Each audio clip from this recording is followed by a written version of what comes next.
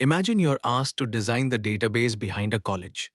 You already know the cast of characters, students, courses, teachers, the rooms they meet in.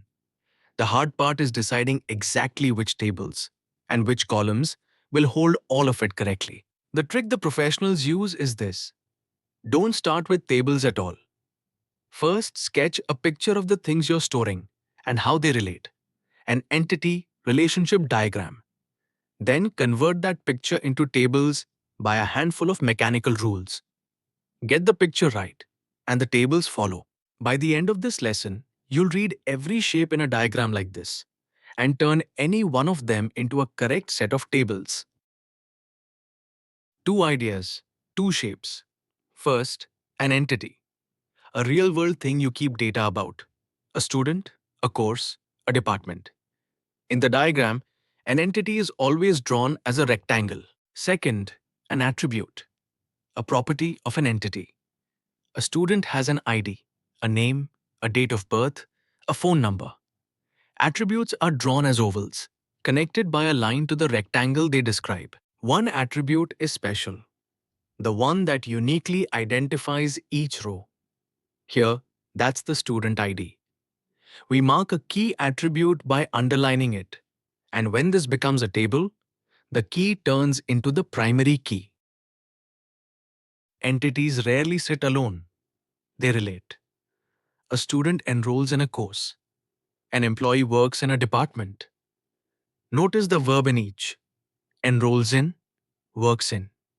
That verb is a relationship. A relationship gets its own shape, a diamond.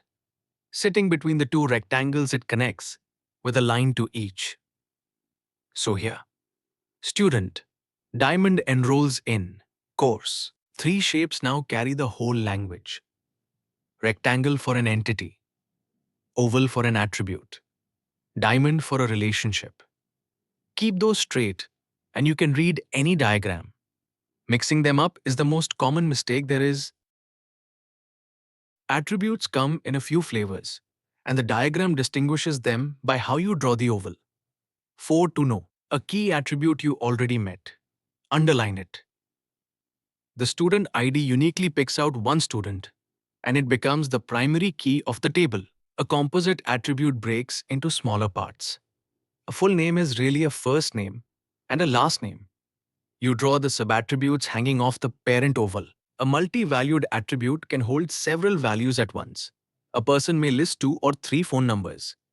You signal that with a double oval, and a derived attribute isn't stored. It's computed from another. Age is really today's date, minus the date of birth. You draw it with a dashed oval to say, don't store me, calculate me. Now the single most important idea in the whole model, cardinality. It answers, how many of one entity can relate to how many of the other? There are 3 cases. 1-to-1. A department has exactly one manager, and a manager heads exactly one department. One on each side. So we label both lines with a 1. Think a person and their passport. Strictly one each. One too many. One department employs many employees, but each employee belongs to just one department. So the department side is a 1, and the employee side is an N. Capital N meaning many. Watch the direction carefully. The 1 is on the side that owns. The many is on the side that's owned. Reading it backwards is a classic slip. And many to many. A student enrolls in many courses, and each course holds many students. Many on both sides. So we write an M on one and an N on the other. This case is the one that will need special handling in a moment. To finishing touches. First, participation. Must an entity take part or may it? If every employee must work in some department, that's total participation, drawn as a double line. If a department might have no one, that's partial, a single line. Second, a weak entity. Some things can't be identified on their own. A loan payment number, like payment 3, means nothing until you say which loan.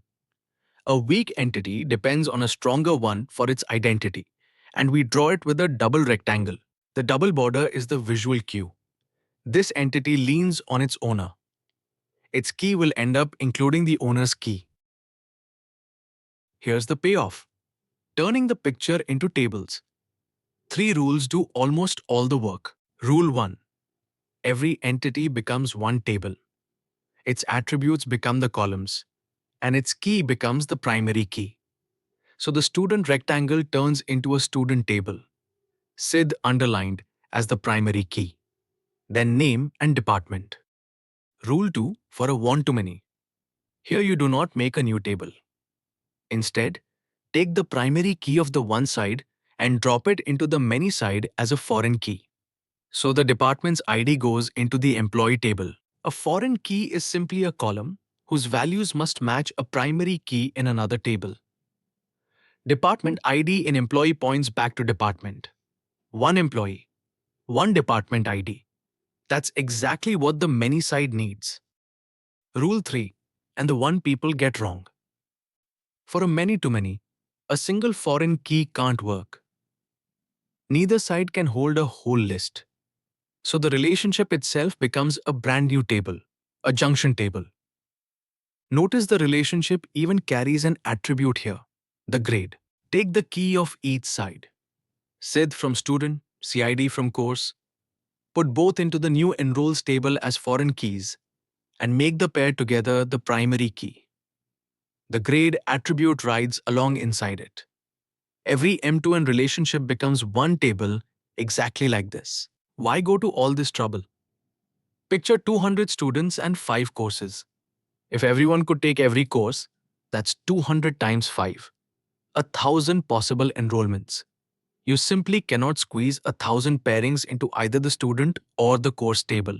The junction table holds one clean row per pairing, and the foreign keys guarantee each row points at a real student and a real course. Let's run the whole pipeline once, start to finish, on a small library. A member borrows a book. We'll draw it, then convert it to entities, member and book, each with a key. Member ID and book ID underlined. Between them, the relationship borrows. What's the cardinality? In a simple library, one member may borrow many books over time, but each physical copy is out to at most one member. That's one to many, from member to book. Now convert. 2 entities, so 2 tables. No junction table, because it's one to many, not many to many. Member becomes a table, keyed on member ID. Book becomes a table keyed on book ID. And the rule for one to many. The key of the one side, member ID, becomes a foreign key on the many side, inside book. That single column records who currently holds each book. Done, a correct pair of tables, straight from the picture. Your turn. A customer places many orders, and each order is placed by exactly one customer. Pause the video and decide, is this relationship one-to-one, one-to-many, or many-to-many? And which side gets the foreign key? Here's the answer. Many orders per customer. One customer per order. That's one-to-many. From customer to order. The one is on the customer side, the many on the order side. So no junction table. You drop the customer's ID into the order table as a foreign key. Because it's one-to-many, the many side carries it. If you said one-to-many and put the key in order, you've got this cold. Trap 1. The most common. Mixing the shapes. Rectangle is an entity. Oval is an attribute. Diamond is a relationship. Draw a relationship as a box, and the whole diagram reads wrong. Trap 2. Trying to handle a many-to-many with a foreign key. You'd be forcing a whole list of IDs into one cell. A many-to-many always needs its own junction table with 2 foreign keys. Trap 3. In a one-to-many, putting the foreign key on the one side. Then that single row would have to list every child. The foreign key always goes on the many side. And trap 4. Thinking the diagram is the database. It isn't. It's a design, a blueprint. The real database is the tables you derive from it by these rules. Let's lock it in. You design with the picture first. Entities as rectangles become tables, attributes as ovals become columns, and the key becomes the primary key. A one-to-many needs no new table, just a foreign key sitting on the many side. A many-to-many always earns its own junction table, two foreign keys, and the pair of them as the primary key. And a one-to-one gets a foreign key on one side, or you simply merge the two into one table. Draw the diagram, apply these 4 lines, and any schema falls out cleanly and correctly.